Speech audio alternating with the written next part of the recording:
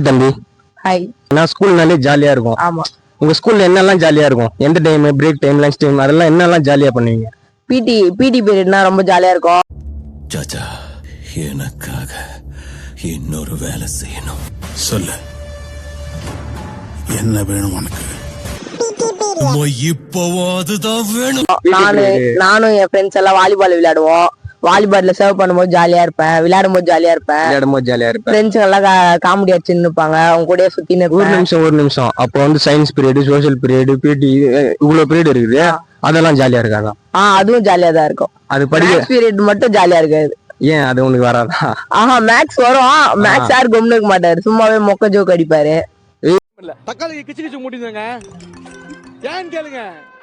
ஏன்னா தக்காளி அழுகிடும்ல, அழுகக்கூடாது, அதனாலதான் சிரிக்க வச்சு. இந்த வீடியோ மேக்ஸ் சார் பாத்துட்டு போறாரா? நான் உங்ககிட்ட விளையாட்டா பேசுற புறாடிக்கு நம்பிட்டீங்க. ஐயோ, அவர் பார்த்தா பாக்கட்டும். சரி விடு, மேக்ஸ் சார் தப்பா நினைச்சுக்காதீங்க, நம்ம பையன் தான் சும்மா பேசணும். Okay, thank you. தேங்க்ஸ்.